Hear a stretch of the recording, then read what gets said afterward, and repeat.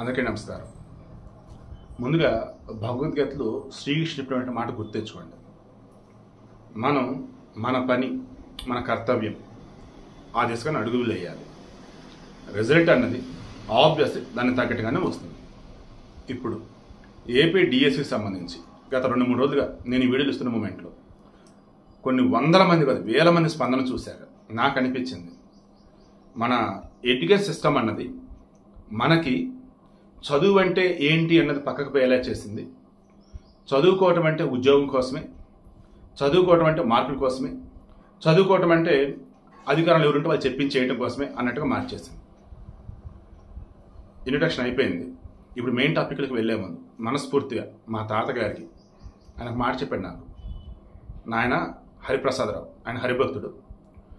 నాయన హరిప్రసాదరావు, మనం చదువుకోవటం అంటే, మనం చదవటం అంటే, చదువురానివాడు వచ్చి మనల్ని ఏదైనా అడిగాడు అంటే వాడికి చెప్పగలగటం, వాడికి తెలియంది మనం ఎక్స్ప్లెయిన్ చేయగలగటం ఆయన అన్నాడు.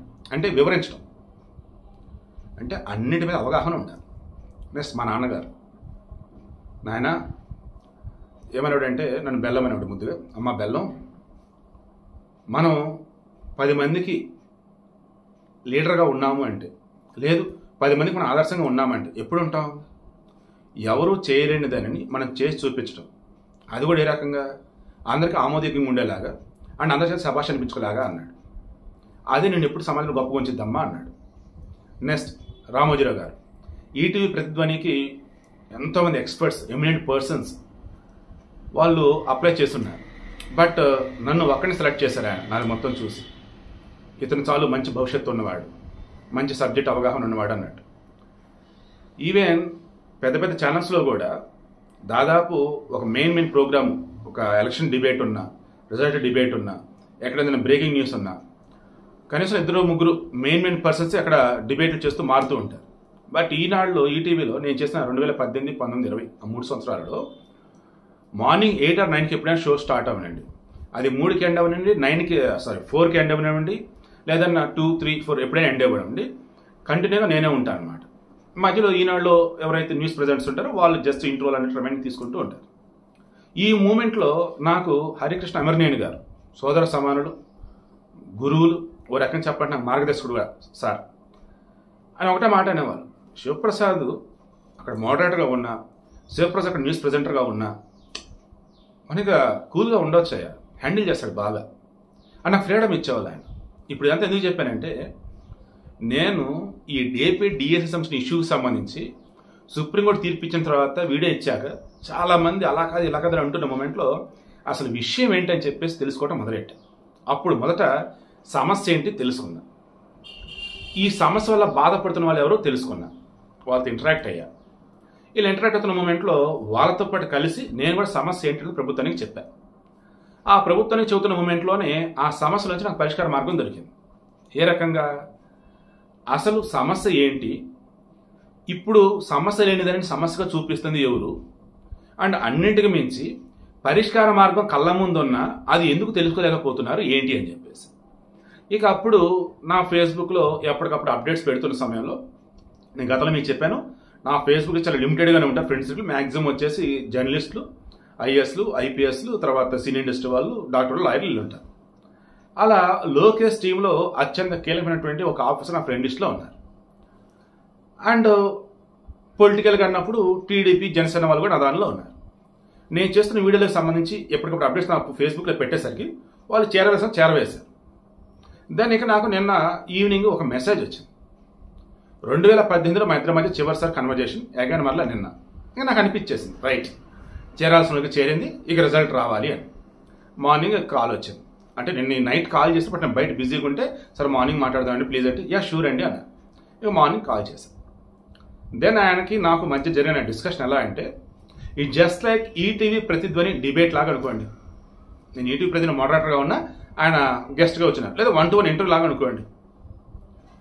ఈనాడులో మీరు బాగా అబ్జర్వ్ చేస్తే ఇప్పుడు అలా వెళ్తుందో లేదో నాకు ఐడియా లేదు, నేను ఉన్నప్పుడైతే ఇలాగే నడిచేది. ఫస్ట్ విషయం ఏంటి చెప్తాను, ఇంట్రడక్షన్. నెక్స్ట్ గెస్ట్లు ఎవరు చెప్తాం. ఆ నెక్స్ట్ ఒకళ్ళని ఒక ప్రశ్న అడుగుతాం, దానికి ఆయన ఎక్స్ప్లెనేషన్ ఇస్తాడు. ఒకవేళ మధ్యలో డైవర్ట్ అవుతుంది, నేను ఇంటరప్ట్ అవుతాను మధ్యలో. దెన్ అప్పుడు దానికి తగ్గట్టు మళ్ళీ రెస్పాండ్ అవుతారు. ఆ తర్వాత నెక్స్ట్ పర్సన్. మరలా చెప్పాను కదా, అడుగుతాను, ఆయన డైవర్ట్ అవుతున్నాడంటే నాకు అలాగే చేసుకుంటా, లేదంటే సైలెంట్గా ఉంటే చెప్పేది వింటా. ఆ తర్వాత నెక్స్ట్ అడగాల్సింది ఉంటే అడుగుతా, నేను అడిగిన దానికి చెప్పలేకపోతే మరలా అడుగుతాను. మిగతా వాళ్ళకి నాకు ఈ జర్నలిజంలో వచ్చేసి ఒక గుర్తింపు ఏదైనా ఉందంటే ఇదే, విషయం ఏదైతే ఉందో ఆ విషయాన్ని కరెక్ట్గా తీసుకెళ్తాడు, 10 మందికి అర్థమయ్యేలా చెప్తాడు అని. సో విషయం ఏంటి, ఇప్పుడు నాకు ఫోన్ చేసిన పర్సన్ వచ్చేసి, సార్ శివ గారు మీరు చూశాను, శివ గారు ఎస్పీ గారు మధ్య 2 పదాలు వచ్చాయి, ఎస్పీ గారు అంటారు కొంతమంది, శివ గారు అంటారు కొంతమంది. దాన్ని ఆయన నాతో ఓపెన్గా అనేసారు, ఏమనంటే మీ పోస్టులు చూశారు, మా దృష్టి కూడా ఆల్రెడీ మీరు వీడియో చేసిన గారు అవి కూడా వచ్చినాయండి అన్నారు. అయితే ఇక్కడ మెచ్చుకోవాల్సింది ఏంటంటే ఆయన చాలా చక్కగా ఒక మాట అన్నారు. ఫస్ట్, సార్ మా దృష్టికి వచ్చినటువంటి అంశాలు ఏవైతున్నాయో వాటి పట్ల మేము స్పందిస్తాం, ఖచ్చితంగా స్పందిస్తాం. ఎప్పుడు అవి మా దృష్టికి ఏ రకంగా వచ్చి ఉండాలా, ఒక ప్రొఫెషనల్ వేలో, సబ్జెక్టివ్ వేలో, ఎస్ మనం దీనికి రిప్లై అవ్వాలి, ఎస్ మనం రెస్పాండ్ అవ్వాలి అన్న వేలో ఉండాలి. ఇప్పటి వరకు డిఎస్సికి సంబంధించి లేదు మరికొన్ని ప్రభుత్వ సంస్థలకు సంబంధించి అన్నప్పుడు చాలా అరుదుగా మాత్రమే మేము ఖచ్చితంగా రెస్పాండ్ అవ్వాలి, ఇప్పుడు సమాధానం చెప్పాలని అనిపిస్తూ ఉంటే, అలా మీది అనిపించింది అని చెప్పేసాను, చాలా సంతోషం అండి అన్న. తర్వాత ముందు అసలు ఏం జరిగింది ఏంటంటే మీకు ఎక్స్ప్లెయిన్ చేస్తానండి అన్నారు. ఓకే చెప్పండి అన్న. మధ్యలో నేను 1-2 సార్లు ఇంటరప్ట్ అవుతున్న మూమెంట్లో ఆయన సరిచేసి మరలా చెప్పుకుంటూ వచ్చిన. అంతా అయిన తర్వాత అప్పుడు నేను 1 by 1 ఇది కదా ఇబ్బంది, మరి దీనికి సొల్యూషన్ మీరు చెప్పింది కరెక్టేనా అని 1 by 1 అడుగుతూ వెళ్ళున్నా. అలా ఏపీ డిఎస్సి సంబంధించి నేను వీలైతే నా దగ్గర ఉన్నటువంటి వీడియోస్ గతంలో చేసిన ఉంటే ఒకసారి వెతుకుతాను. కూటమి గవర్నమెంట్ వచ్చిన తర్వాత ఫస్ట్ సంతకం మెగా డిఎస్సి మీద పెట్టిన తర్వాత, ఫస్ట్ సంతకం వచ్చేసి దేని మీద, మెగా డిఎస్సి కాదు, సంతకాలు 4-5 పెట్టున్నారు కదా, అందులో వచ్చేసి ఈ మెగా డిఎస్సి కూడా ఉంది. ల్యాండ్ టైటిలింగ్ అట్ రద్దు ఒకటి ఉంది, తర్వాత వచ్చేసి పింఛన్ల పెంపు ఒకటి ఉంది, తర్వాత మెగా డిఎస్సి ఒకటి ఉంది, తర్వాత వచ్చేసి అన్నా క్యాంటీన్లో ఒకటి ఉంది.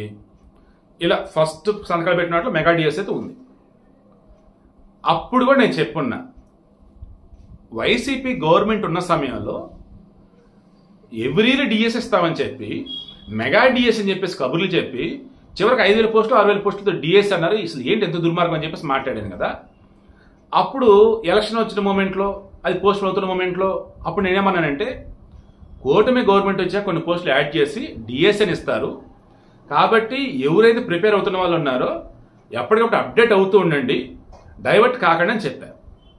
తర్వాత కూటమి గవర్నమెంట్ వచ్చిన తర్వాత వాళ్ళు మెగా డిఎస్సి అన్న తర్వాత చాలామంది ఏం అడిగారంటే టెట్ అడిగారు, టీచర్ ఎలిజిబిలిటీ టెస్ట్. డిఎస్సికి అటెండ్ అవ్వాలి అంటే as per national council for teacher education ఏదైతే ఉందో ఎన్సిటిఈ, దీనికి సంబంధించి రూల్స్ అండ్ నార్మ్స్ వచ్చేసి టెట్, బీఈడిఏ సంబంధించి, తర్వాత డిగ్రీకి సంబంధించి పర్సంటేజ్ కూడా వాళ్ళు చెప్పింది. అవన్నీ ఇప్పుడు ఆల్మోస్ట్ అందరూ ఫాలో అవుతూనే ఉన్నారు. సో ఇలా టెట్ ఉంది కాబట్టి అప్పటికి వైసీపీ హయాంలోనే ఫిబ్రవరి ఒక టెట్ పెట్టారు. అప్పుడు రాసిన వాళ్ళు కొంతమంది, క్వాలిఫై అయిన వాళ్ళు కొంతమంది. దెన్ బీఈడి అయిపోయి సర్టిఫికేట్ చేతికి వచ్చి ఉన్నటువంటి వాళ్ళలో జూన్ జూలైలో కొంతమందికి వచ్చేసారు. ఇప్పుడు వాళ్ళు కూడా మరి మేము రాస్తాము, మరి మాకు కూడా ఇవ్వండి ఏమంటారు అవకాశం అని చెప్పేసి అన్నారు. దెన్ వాళ్ళ కోసం అక్టోబర్లో నవంబర్లో ఒక టెట్ పెట్టారు. తర్వాత టెట్కి డిఎస్సి కనీసం 90 రోజులు ఉండాలి కదా, ఇవ్వండి అన్నారు. వాస్తవానికి డిఎస్సి వచ్చేసి అక్టోబర్లో కానీ నవంబర్లో కానీ పెట్టాలి, లేదు డిసెంబర్. ఈలోపు ఏమైంది, టెట్ అడిగారు. టెట్ అడిగిన తర్వాత ఏమైంది, సరే టెట్ పెడుతున్నాము, ఆ తర్వాత 90 రోజులకి డిఎస్సి పెడతామని అన్నారు. ఓకే, ఈ మూమెంట్లో ఎస్సీ వర్గీకరణ సంబంధించి హైకోర్టు సుప్రీంకోర్టు జడ్జిమెంట్ ఇచ్చింది.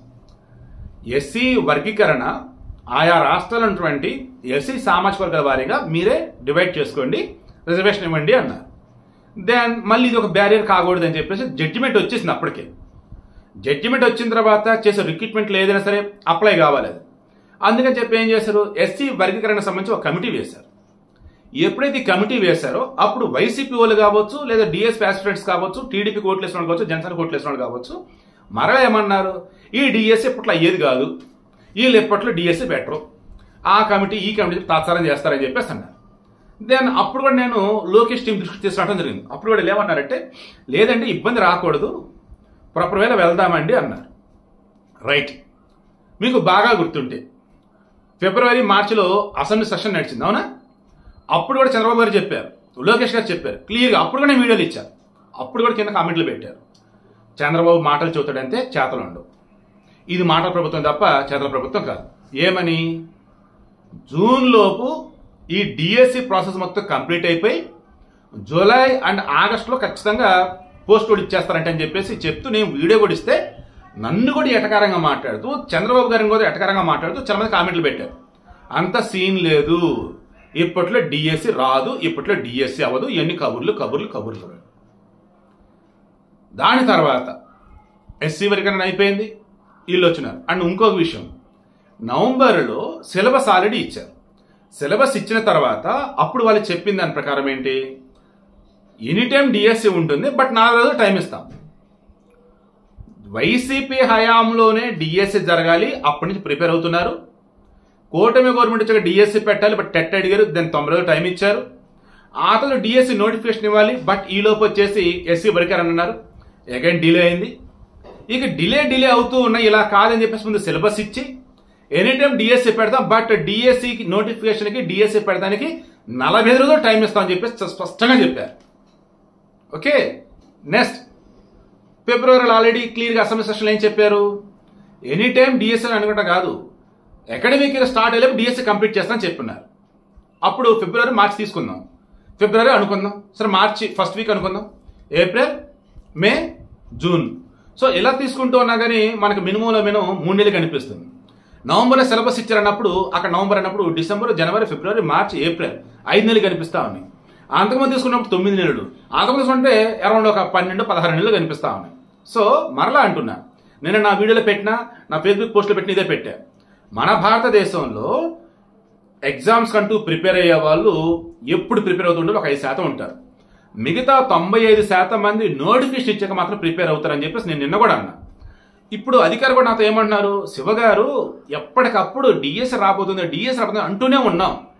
అండ్ ప్రొసీజర్ ఒకవేళ డిలే అయితే ఎందుకు డిలే అని చెప్తూనే ఉన్నాం, సిలబస్ ఆల్రెడీ ఇచ్చున్నాం, ఇంకా గాన వాయిదా వేస్తే, ఇంకా గాన టైం ఇచ్చుకుంటా పోతే ఇక ఇది ఎండ్ అవ్వదండి, దీనికంటే ఒక ముగింపు అనేది ఉండదండి అన్న. తర్వాత ఆయన చెప్పిన పాయింట్ ఒకటి నాకు చాలా బాగా అనిపించింది. అదేంటంటే అసలు ఆ డిఎస్సి అభ్యర్థుల గందరగోళం రేకెత్తించడానికి గ్రూప్స్ అప్పుడు కూడా అభ్యర్థులు గందరగోళం రేకెత్తించేది ఎవరు ఏంటని తెలంగాణ కానీ ఏపీ కానీ నేను క్రాస్ చెక్ చేస్తే నాకు క్లియర్గా అర్థమైంది.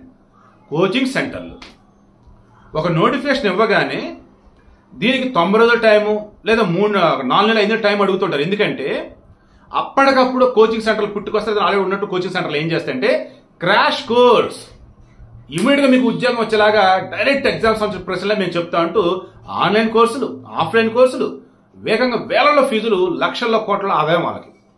దాంతో అభ్యర్థులు అప్పటివరకు ఆ పనులు ఈ పనులు బిజీగా ఉన్న వాళ్ళు ఈ సెంటర్కి వెళ్ళి కోచింగ్ తీసుకుందాం అనుకున్న వాళ్ళు ఉంటారు. వాళ్ళు పోస్ట్ పోన్ చేయమని అడుగుతూ ఉంటారు. నేను బాగా అబ్జర్వ్ చేస్తాను, ఇదైతే నిజం. సో అలా కొంతమంది మొన్న అండ్ ఇంకొంతమంది ఏంటి, పాదయాత్ర సమయంలో చెప్పారు కదా నోటిఫికేషన్ 90 రోజుల దాకే మేము టైం ఇస్తా ఉన్నట్టు, మరి ఇప్పుడు ఏంటని ఆల్రెడీ చెప్తున్నా, కూటమి గవర్నమెంట్ వచ్చిన తర్వాత either సెప్టెంబర్, అక్టోబర్లో పెట్టాలి, బట్ టెట్ అన్నారు, దెన్ డిసెంబర్లో పెట్టాలి, దెన్ అది కూడా మళ్ళీ పోస్ట్ పోన్ అయింది. అప్పుడు సిలబస్ ఇచ్చేసి ముందు ప్రిపేర్ అవ్వని చెప్పేసి ఆల్రెడీ చెప్పున్నారు. అసెంబ్లీ సాక్షిగా ఫిబ్రవరిలో ఆల్రెడీ చంద్రబాబు నాయుడు చెప్పేసి ఉన్నారు. దెన్ ఇంకా టైం అనేది ఒకసారి మీరే చూసుకుంటుండే, టైం విషయంలో వాళ్ళు చాలా క్లారిటీగా ఉన్నారు. ఇంకా పొడిగించడం అంటే అది ఇంకా అయ్యేది కాదు, దానికి ఎండ్ కార్డ్ లేదు. ఈ విషయంలో మాత్రం వాళ్ళు కరెక్ట్గానే ఉన్నారు. ఈ విషయంలో గతంలో నేను కూడా డిస్కస్ చేసి అదే చెప్పాను.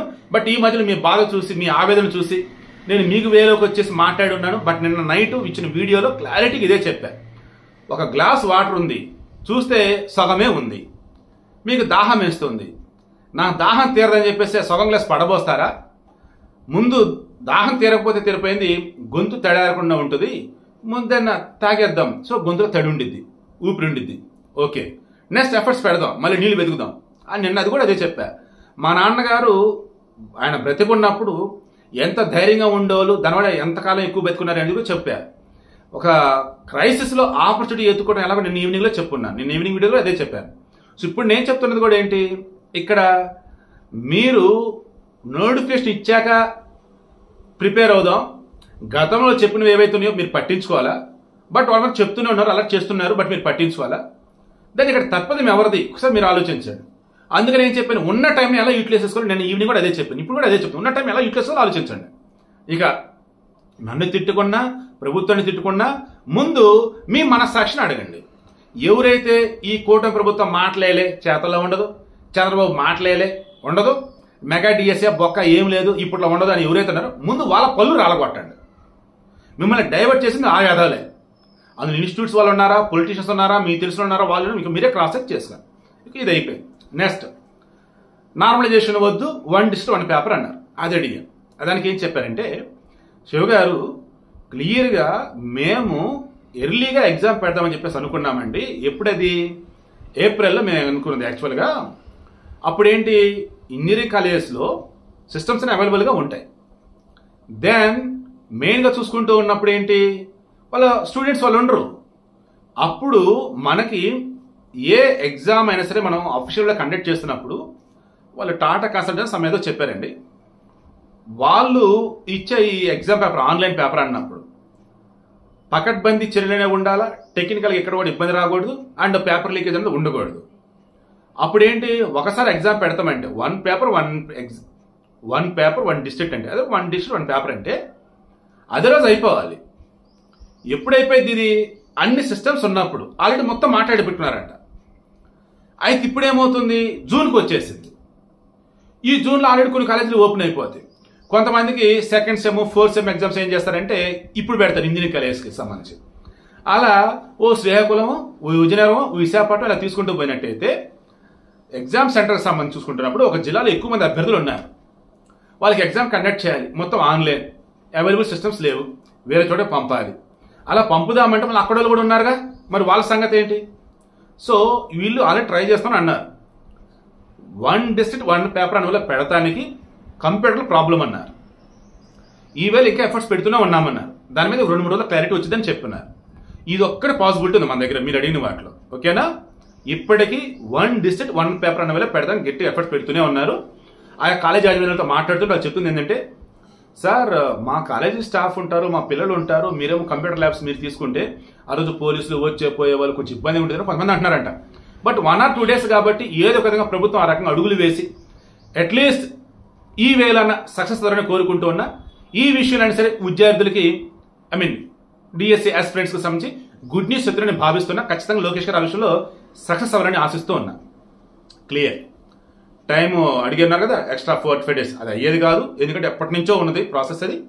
నెక్స్ట్ ఈ 1 నార్మలైజేషన్ వద్దు, 1 డిస్ట్రిక్ట్ 1 పేపర్ అన్నారు, అది కూడా జరగబోయింది. మాక్సిమం ఆ రకంగా ఎఫర్ట్స్ పెడితే అలా జరగలేని పక్షంలో వాయిదా వేయడం వల్ల డిలే అవ్వడం వల్ల వచ్చిన సమస్య తప్ప వేరేదని చెప్పేసి అనుకోండి. బట్ ఐఎమ్ షూర్ ఖచ్చితంగా నిజంగా ఎగ్జామ్స్ ప్రిపేర్ అయిన వాళ్ళు ఇబ్బంది అయితే పడరు. ధైర్యంగా ఉండండి. ఖచ్చితంగా నిన్న నైట్ కూడా ఇప్పుడు కూడా చెప్తున్నా, మీ ఎఫర్ట్స్ మీరు పెట్టిన పంచభూతాలు మీకు సాయం చేస్తాయి. 2 అయిపోయాయి. Next CBSE up to 10th వరకు సిబిఎస్ఈ చదివారు. ఫస్ట్ లాంగ్వేజ్ వచ్చేసి ఇంగ్లీష్, సెకండ్ లాంగ్వేజ్ వచ్చేసి తెలుగు. Next +2 intermediate. ఇక్కడ ఈ డిఈడి చేసిన వాళ్ళు, డిప్లొమా ఎడ్యుకేషన్ చేసిన వాళ్ళకి సంబంధించి ఇక్కడ అడిగింది ఏంటిది, 10th లో ఫస్ట్ లాంగ్వేజ్ వచ్చేసి తెలుగు అవ్వాలి, అదర్వైజ్ ఇంటర్మీడియట్లో ఫస్ట్ లాంగ్వేజ్ వచ్చేసి తెలుగు అవ్వాలి అన్నారు. సారీ, 10th లో ఫస్ట్ లాంగ్వేజ్ వచ్చేసి తెలుగు అవ్వాలి, అలా లేని పక్షంలో ఇంటర్మీడియట్లో వచ్చేసి సెకండ్ లాంగ్వేజ్ తెలుగు అవ్వాలి అన్నారు. రైట్. ఇప్పుడు మన తెలంగాణ కూడా నేను చూశాను, తెలుగు రాష్ట్రంలో ఉంటూ తెలుగులో మాట్లాడుతూ తెలుగు నేల మీద ఉంటూ తెలుగు ప్రభుత్వాలతో మీరు అభివృద్ధి ఫలాలు పొందుతూ మా పిల్లలకి తెలుగు బలవంతంగా రుద్దొద్దు మా పిల్లల మీద. క్లియర్లీ ఇది ఇంటర్మీడియట్ వాళ్ళు చేశారు. ఇంటర్మీడియట్ పిల్లల తల్లిదండ్రులు ఎందుకు, వాళ్ళకి ర్యాంక్ ఏమంటారు మార్కులు కావాలి. ఆ సాంస్క్రిట్లో నిజంగా సాంస్క్రిట్లో రాస్తారు, రాయరు. అయితే హిందీ లేదా తెలుగు లేదా ఇంగ్లీష్లో రాస్తారు. నిజమైన ఒరిజినల్ సాంస్క్రిట్ కాదు వాళ్ళు రాశారు. సరిగ్గా అడిగితే సాంస్క్రిట్ అర్థాలు తెలియదు, ఏం తెలియదు. మార్కులు మరి ఎందుకు 90 వేస్తారు ఇప్పటికీ నాకు అర్థం కాదు. మార్కుల కోసం సాంస్క్రిట్ తీసుకుంటా ఉన్నారు. దెన్ అలాంటప్పుడు తెలుగు మీడియంలో చదివి తెలుగు రాష్ట్రాలలో ఉంటూ తెలుగుని 10th లో ఫస్ట్ లాంగ్వేజ్గా తీసుకొని ఇంటర్మీడియట్లో సెకండ్ లాంగ్వేజ్గా తీసుకొని డిప్లొమా ఎడ్యుకేషన్ డిఎడ్ చేసిన వాళ్ళు ఉండి వాళ్ళు ఇప్పుడు అప్లై చేసుకుంటున్నప్పుడు వాళ్ళ కదా లాభం చేకూరాలి, వాళ్ళ కదా మేలు చేయాలి. అదే నిర్ణయం తీసుకున్నారు. మీరు సిబిఎస్ఈ చదివినా ఇంటర్మీడియట్లో సెకండ్ లాంగ్వేజ్ తెలుగు కనుక తీసుకుంటే ఓకే కూల్. మీరు సిబిఎస్ఈ చదివి సెకండ్ లాంగ్వేజ్ తెలుగు తీసుకొని మరలా ఇంటర్మీడియట్ వచ్చేసి ఇక్కడ వచ్చేసి ఫస్ట్ లాంగ్వేజ్ అంటే ఇక్కడ సెకండ్ లాంగ్వేజ్ మరలా తెలుగు కాకుండా వేరే తీసుకుంటే ఈ విషయంలో డిస్టర్బ్ అయ్యాను లేదా క్లారిటీగా ఉన్నాను చూడండి. మీరు సిబిఎస్లో చదువుతూ అక్కడ ఫస్ట్ లాంగ్వేజ్ ఇంగ్లీష్ తీసుకొని ఇంటర్మీడియట్కి వచ్చాక చాయిస్ ఉన్నా సరే సెకండ్ లాంగ్వేజ్గా తెలుగు తీసుకోకుండా మరలా వేరే తీసుకున్నప్పుడు మీ స్వార్థం మీరు చూసుకున్నారు, లేదా మీ మార్కుల కోసం మీరు చూసుకున్నప్పుడు మీకు అన్నట్టు ఇక్కడ మేము గనక ఫీజిబిలిటీ ఇచ్చుంటే ఈజీగా ఇక్కడ కొడతానికి అంటే డిఎస్సిలో ర్యాంక్స్ కొడతానికి, ఉద్యోగాలు కొడతానికి మీకు ఎక్కువ స్కోప్ అనేది ఉంది. మరి తెలుగు మీడియంలో చదివి, తెలుగు రాష్ట్రాల్లో చదివి, తెలుగుని ఫస్ట్ సబ్జెక్ట్గా ఎంచుకొని ఫస్ట్ లాంగ్వేజ్గా అండ్ ఇంటర్మీడియట్లో సెకండ్ లాంగ్వేజ్ ఎంచుకొని ఉన్నట్టు పిల్లలు ఎవరైతే ఉన్నారో మరి ఇంకా వీళ్ళకి ఎలా లాభం చేకూర్చేటట్టు, వీళ్ళకి ఎలా లబ్ధి చేకూర్చేటట్టు, మరి తెలుగుని ఎలా కాపాడుకోవాలి? అందుకే అధికారులు, పాలకులు అంతా ఆలోచించి అయితే 10th క్లాస్లో ఫస్ట్ సబ్జెక్ట్ అన్నా తెలుగు ఉండాలి ఫస్ట్ లాంగ్వేజ్, లేదా ఇంటర్మీడియట్లో సెకండ్ లాంగ్వేజ్ అన్నా తెలుగు ఉండాలి. ఇలా ఉంటేనే డిఎడ్ చేసిన వాళ్ళకి సంబంధించి ఇప్పుడు ఈ డిఎస్సి రాసుకోవచ్చు. ఆ కండిషన్ పెట్టారంటే వాళ్ళు. తర్వాత మరలా క్లారిటీ ఇచ్చున్నారు వాళ్ళు. నేను కూడా ఒక పర్సన్, నేను అమ్మాయిని కూడా తనతో చేసి మాట్లాడాను. ఆల్మోస్ట్ 45 minutes మాట్లాడి ఇందాకైతే. ఎందుకంటే అమ్మాయి ఏడ్ చేస్తుంది. దెన్ మా అక్క వాళ్ళ పాప చెప్పినట్టు చెప్పాను, అలా కాదమ్మా ఇలా అమ్మ అని చెప్పినప్పుడు వాళ్ళు నాకు అధికారులు కూడా చెప్పారు, సార్ ఇప్పుడు కేంద్రీయ విద్యాలయాలు ఉన్నాయి కదండి, వాటికి వీళ్ళు అప్లై చేసుకోవచ్చు, దెన్ ఇది ఒక్కటే కాదు కదని చెప్పున్నా. దాన్ని అడిగితే తను కూడా అదే చెప్పింది, సార్ బట్ నేను 10th క్లాస్ ఇంగ్లీష్ మీడియం చదివి, ఇంటర్మీడియట్ ఇంగ్లీష్ మీడియం చదివి, బట్ డిఎడ్ మాత్రం తెలుగు మీడియం చదివాను సార్. ఎందుకంటే నా తెలుగు ప్రజలకి, నా తెలుగు పిల్లలకి నేను పాఠాలు చెప్పాలని, మా అమ్మ నాన్నకి దగ్గరగా ఉండాలని. ఇప్పుడు నేను మళ్ళీ కేంద్రీయ విద్యాలయాలు అన్నప్పుడు మరలా మొత్తం ఇంగ్లీష్లోకి మారిపోవాలి సార్. నేను అది నా వల్ల అవ్వట్లేదు సార్ అంటుంది పాపం. బట్ ప్రభుత్వం వచ్చేసి తెలుగుకు ప్రయారిటీ ఇవ్వాలి, తెలుగు వాళ్ళకి ఇంపార్టెన్స్ ఇవ్వాలని వాళ్ళు తీసుకుని డెసిషన్ కదమ్మా, ఆలోచించమని చెప్పేసి ఆమెకు ఎక్స్ప్లెయిన్ చెప్పేసి ఒకటే చెప్పారు, నీలాంటి సరస్వతి దేవులని తీసుకోవడానికి అదృష్టం లేదని అనుకుందాం ఈ గవర్నమెంట్కి, ఓకేనా, సెంట్రల్ గవర్నమెంట్ అదృష్టం ఉందని అనుకుందాం, రాయమ్మ చక్కగా కేంద్రీయ విద్యాలయంలో జాబ్ కొట్టమని చెప్పారు. ఇప్పుడు నేను చెప్పేది కూడా అదే, ఒక విస్తర వడ్డించుంది, అందులో మీకంటే కొన్ని పదార్థాలు ఉన్నాయి, మీరు వెళ్ళి కూర్చున్నారు తినబోతున్నారు, విస్తర నీదే కానీ అందులో వడ్డించిన పదార్థాలు వచ్చేసి నీ కాదు వాళ్ళకని చెప్పేసి వేరేకి పెట్టారు. మరి నాకు అని చెప్పేసి అన్నాడు, అదిగో వాళ్ళు వచ్చి వడ్డిస్తారంట అవి తిను, లేదా అక్కడ ఉన్నాయి నువ్వే తెచ్చుకొని చెప్పేసి అన్నాడు. నేను ఇక్కడే ఉంటా, అన్ని నాకే కావాలంటే టైం పట్టింది, లేదు నేను తెచ్చుకుంటే నేను తెచ్చుకో, ఉన్నాయి అక్కడ. అలా మీకు అవకాశాలనే ఉన్నాయి. అవకాశాలు మీకు ఉన్నప్పుడు ఓన్లీ ఇది అని చెప్పి కూర్చోవద్దు. ఎస్, కొంతమంది ఖచ్చితంగా పాపం కూర్చున్నారు, సంవత్సరాల బట్టి వెయిట్ చేస్తారు, ఇప్పుడు వాళ్ళకి బాధ ఉండేది, నేను ఒప్పుకుంటున్నాను. కానీ కొన్ని లక్షల మందికి మేలు చేయాలంటే ఒకరిద్దరు ఇబ్బంది పడక తప్పదు. అది కూడా మరలి వీళ్ళు చెప్పారు.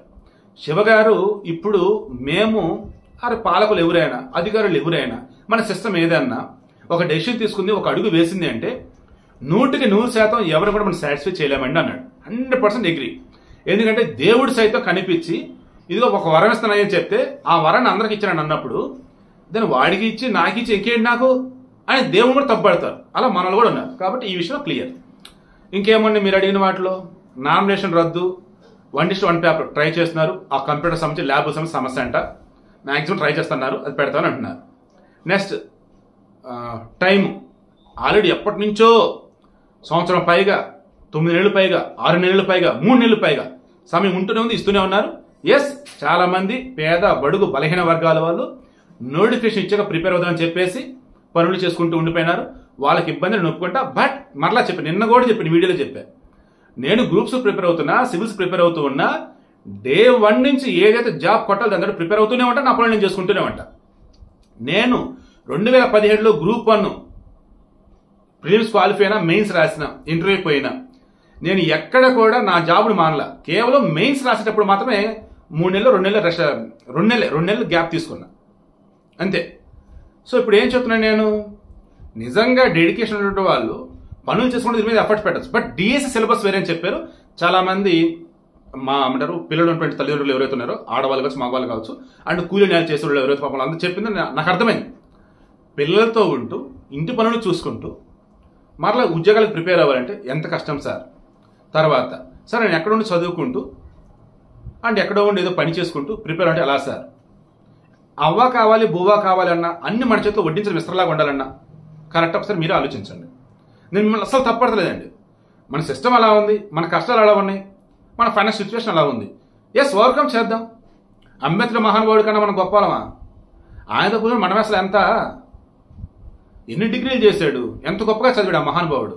సో నేను అదే అంటున్నాను, నిన్న నైట్ కూడా చెప్పింది అదే, ఉన్న అవకాశాన్ని వాడుకుని గొప్పగా ఎదగండి. అంటే అన్నింటికి వచ్చిన మరలా చెప్పేది, ఎవరో ఏదో రెచ్చగొడితే రెచ్చిపోవద్దు, ఆవేశపడద్దు, అండ్ ఎవరో ఏదో వంక పెడితే ఆ వంక నిజమని చెప్పి భ్రమపడద్దు. నిన్న కూడా అమ్మాయి ఇన్స్టాగ్రామ్లో మెసేజ్ ఇలాగే టైం కావాలని చెప్పి అడుగుతూనే, సార్ కొంతమంది అనటం అయితే ఆల్రెడీ ఉద్యోగాలు అమ్మేసుకున్నారంట కదా సార్. ఎలాగండి? మరలా ఇక్కడ రాజకీయాలు జోలికి పోతున్నాను మీరు అనుకుంటారు కాబట్టి నేను వెళ్ళట్లేదు. బట్ గతంలో కొంతమంది పాలకులు గ్రూప్ అని ఉద్యోగాలు కావచ్చు, కొన్ని పోస్టులు కావచ్చు అమ్ముకున్నారు. అయ్యా కొడుకులు వాళ్ళు. ఈ ఎవరు ఏంటో అందరికీ తెలిసిందే. ఆ కథలన్నీ కూడా బయటకు వస్తాయి త్వరలో. సో ఇప్పుడు నేనేమంటాను, చంద్రబాబు నాయుడు హయాంలో ఇదిగో పలానా ఉద్యోగం అమ్మేశారు, ఇంతకు అమ్ముడిపోయింది, ఒక్క ప్రూఫ్ అని ఎక్కడ ఉందో మీరే తీయండి. చంద్రబాబు నాయుడు అంటే కొంతమంది టీడీపీలో ఉన్నటువంటి వాళ్ళు కూడా నచ్చడు ఆయన, కొంతమంది కమ్మలకి ఆయన నచ్చడు. ఎందుకో తెలుసా? ఎంత క్లోజ్గా ఉన్నా, ఎంత టీడీపీ కోసం పని చేసినా రేపటి రోజు వాళ్ళకి ఏదైనా పోస్ట్ ఇవ్వాలంటే వాళ్ళకి అర్హత ఉందా లేదో చూస్తాడు ఆ మనిషి. నిన్న టీడీపీ చెందినటువంటి వ్యక్తి చంద్రని గొర్రెంగా చంపారు పల్నాడు. వాళ్ళ పిల్లడికి ఉద్యోగం ఇచ్చి చాలా మంది వంకబెట్టారు. ఎలా వేస్తారు నేను ఆశ్చర్యపోయా. చంద్రబాబు నాయుడు ఇది ఇచ్చారు. ఎందుకంటే పబ్లిక్లో కక్షపూరితంగా గొర్రెంగా ఒక మనిషిని చంపేశారు. దెన్ అటువంటి మనిషిని ఆ కుటుంబానికి సంబంధించి న్యాయం చేసే బాధ్యత ప్రభుత్వం మీద ఉంది. అందుకే ఇచ్చున్నారు. సో ఇలా చెప్పుకుంటూ పోతే గతానికి భిన్నంగా ఇప్పుడు ఉన్నా కానీ ఎట్టి పరిస్థితుల్లో కూడా రూల్స్ అంటాడు. అది చంద్రబాబు అంటే. పేపర్ లీకేజీలు అవటాలు, ముందుగానే డబ్బులు తీసుకునే ఉద్యోగాలు అమ్మటాలు, ఇది చంద్రబాబు నాయుడు హిస్టరీలో లేదు. కాబట్టి మీరు క్రాస్ చెక్ చేసుకోండి. తర్వాత జగన్ రెడ్డి హయాంలో మీరు చూసుకుంటే అధికారులు కానీ రిమైనింగ్ వాళ్ళు కానీ ఐదర్ క్రిస్టియన్స్ లేదన్నప్పుడు రెడ్డిస్ ఉంటున్నారు ఎక్కువగా. ఇంకా రిమైనింగ్ క్యాస్ట్లో చాలా తక్కువ కనిపిస్తారు. మీరు చంద్రబాబు గవర్నమెంట్ వచ్చాక మీరు ఐఏఎస్ అధికారులు కావచ్చు, ఐపీఎస్ అధికారులు కావచ్చు, కీలకమైన డిపార్ట్మెంట్లకు సంబంధించి ఉన్న మీరు తీయండి. వాళ్ళు అసలు ఎవరో ఏంటో నాకు అర్థం కాదంట. అన్ని రకాలుగా ఉంటారు. బట్ ప్రతి ఒక్కరు కూడా జెమ్స్ అన్నమాట. అటువంటి వాళ్ళని చంద్రబాబు నాయుడు గారు దగ్గరికి తీస్తారు. అలా ఆయన ఉద్యోగానికి సంబంధించి తీసుకునేది కూడా ఇలాంటి వాళ్ళని తీసుకుంటారు. అండ్ ఇందాక సిబిఎస్ సంబంధించి వెల్ ఎడ్యుకేటెడ్ అండ్ మీద గ్రిప్ ఉంది. దాని లాంగ్వేజ్ అన్నప్పుడు మాకు వచ్చింది. దాన్ని తెలుగు వచ్చేసి ఫస్ట్ లాంగ్వేజ్ లేదని, సెకండ్ లాంగ్వేజ్ లేదని మనం పక్కన పెడతాం ఏంటి? దాన్ని మంచి ఉద్యోగాలను పోగొట్టుతున్నాం కదా, మంచి టీచర్ని పక్కన పెడుతున్నట్టు కదని చెప్పేసి వాళ్ళు అన్నారు. నేను అదే అన్నా, వీళ్ళకి ఆ అదృష్టం లేదులే అమ్మా, మీరు సెంట్రల్ గవర్నమెంట్ రాయండి అని చెప్పారు. ఇప్పుడు కూడా అదే అంటున్నా. కొన్నిసార్లు వీళ్ళు కొంతమంది మిస్ అవుతారు, కొన్నిసార్లు మాత్రం కరెక్ట్ వేలో వెళ్తారు. సో అది క్లారిటీ వచ్చింది. నెక్స్ట్ ఏజ్ లిమిట్ 47 అడుగుతూ ఉన్నారు. వీళ్ళు ఏం చెప్పారంటే, శివగారు ఇప్పుడు 47 ఇవ్వటం అంటే రేపటి రోజు వాళ్ళకి ట్రైనింగ్ అయిపోయి ఉద్యోగంలోకి తీసుకొని వన్స్ వాళ్ళు జాబ్లోకి వచ్చిన తర్వాత at the time of retirement అన్నప్పుడు చాలా సమస్యలు వస్తాయండి, అది కరెక్ట్ కాదండి. అందుకని లాస్ట్ ఇయర్కి 44 అని చెప్పామండి అన్నారు. అంటే ఎప్పుడైతే లాస్ట్ ఇయర్న వాళ్ళు నోటిఫికేషన్ ఇస్తామన్నారో అప్పుడు 44 అన్నట్టు చెప్పారు. అంటే ఏంటి, ఇప్పుడు 40 సంవత్సరాలు ఎవరైతే ఉన్నారో వాళ్ళు ఇప్పుడు ఎలిజిబులే. ఓసీకి 40 సంవత్సరాలు ఎలిజిబుల్ అన్నప్పుడు ఎస్సీ కొంత మినహాయింపు ఉంటుంది, ఎస్టీకి మినహాయింపు ఉంటుంది, బీసీ కొంత మినహాయింపు ఉంటుంది, ఫిజికల్ హ్యాండిక్యాప్ కొంత మినహాయింపు అనేది ఉంటుంది. సో ఈ మినహాయింపులు మొత్తం మరలా ఉండినే ఉన్నాయి. సో ఇలా చెప్పుకుంటూ పోతే వాళ్ళు నాకు ఫోన్ చేసిన ఆఫీసర్ చెప్పింది కానీ, మీరు గత 2-3 రోజులు ఏవైతే ఎక్స్ప్లెయిన్ చేస్తున్నారో అవన్నీ చూసినప్పుడు కానీ ఒకటేసారి ఇక్కడ 100% మనం ఎవరిని సాటిస్ఫై చేయలేం. ఇప్పుడు కానీ మరలా వాయిదా కనుక వేసాము అంటే ఇది ఇంక జరగదరా, ఇక వీళ్ళ బతుకంతా వాయిదానేరా ఇలా అంటారు తప్ప వేరేది కాదండి. ప్రిపేర్ అయ్యే వాళ్ళు ప్రిపేర్ అవుతూనే ఉన్నారు. ఇంకెప్పుడు వేస్తారు అంటూనే ఉన్నారండి. కాబట్టి మీరు క్రాస్ చెక్ చేయండి. కోచింగ్ సెంటర్కి డబ్బులు కడుతూ హాస్టల్లో ఉంటూ ఇంకెన్నలు మేము ఇక్కడే ఉండాలి, ఇంకెప్పుడు మీరు ఇస్తారు, ఎన్ని నెలల బట్టి మేము ఎదురు చూస్తూ ఉండాలి, ఇంకెప్పుడు డిఎస్ ఇస్తారని చెప్పేసి నెలల బట్టి అడుగుతున్నారు సార్. మరి వాళ్ళందరి పరిస్థితి ఏంటి మీరే చెప్పండి అన్నాడు. అది కరెక్ట్ కదా అనిపించింది నాకు. సో దండం పెట్టి మరి చెప్తున్నా, నేను నైట్ ఇచ్చిన వీడియో నేను డిస్క్రిప్షన్ లింక్ కూడా ఇస్తాను. మరలా చెప్తున్నా, మన KRTSSP ఛానల్లో అన్ని ఉపయోగపడే వీడియోలు ఉంటాయి. మీకు ఇదిగో పలాందరి గురించి ఇంకా మీకు ఇన్ఫర్మేషన్ కావాలంటే నా కామెంట్స్ పెడితే నేను చెప్తాను. ఓవరాల్గా నేను మొత్తం మీద చెప్తున్నది ఎప్పుడు లేని విధంగా ఈరోజు ప్రభుత్వ అధికారులు ఒక జర్నలిస్ట్ ఫోన్ చేసి రెస్పాండ్ అన్ని వివరించిన విధానం చూస్తే ఐ ఫీల్ ప్రౌడ్. జర్నలిస్టులు ఎవరు ఇటువంటి చొరవ తీసుకోవాలా, అండ్ ఈ వేలో ఒక ఇష్యూని, కొన్ని లక్షల మంది బాధపడుతున్న ఇష్యూని హైలైట్ చేయాలా, ప్రభుత్వం దృష్టికి తీసుకెళ్ళడా, సొల్యూషన్ కూడా వచ్చేసింది. సో ఫస్ట్ సమస్య ఏంటి అడిగా, సమస్య ఏంటి చెప్పారు, దాని లోతులు మొత్తం కూడా చూస్తున్నాం, డిస్కస్ చేసాం, ప్రభుత్వాన్ని నివేదించాం. అండ్ మీలో ఒకటిగా ఉన్నాను, అండ్ ప్రభుత్వంలో ఒకటిగా ఉన్నాను, ప్రభుత్వంతో మాట్లాడాను, ఇప్పుడు మీతో మాట్లాడుతున్నాను, మీకు ఎక్స్ప్లెయిన్ చేస్తున్నాను. మీ ఇంట్లో వాడిగా, మీ ఇంట్లో మనిషిగా విషయం ఏంటో మొత్తం తెలుసుకొని ఇదిగో ఇది అనేది మీ ముందు ఉంచాను. చక్కగా ధైర్యంగా ఉన్న సమయాన్ని ఒట్లు వేసేసుకొని బెస్ట్లో ప్రిపేర్ అవ్వండి, ముందుకు సాగండి. ఈ నామినేషన్ రద్దు చేసి 1 డిజిట్ 1 పేపర్ అనే వేళ ఉండటానికి సిస్టమ్స్ వాళ్ళకి అందుబాటులోకి వస్తాయని మనస్ఫూర్తి కోరుకుంటున్నా. అందరికి ఆల్ ది బెస్ట్ చెప్తున్నా. ఇక మీదటన్నా పొలిటికల్ ట్రాప్లో పడవద్దు. ఇక మీదటన్నా చంద్రబాబు నాయుడు మాటల మనిషి చేతలు చేయడు అని ఎవరన్నా అంటే పట్టించుకోవద్దు. ధైర్యంగా ఎగ్జామ్స్ ప్రిపేర్ అవ్వండి. అర్హత ఉన్నటువంటి ప్రతి ఒక్కరు కూడా ఉద్యోగం వచ్చింది. అందులో no doubt. All the very best each and every one.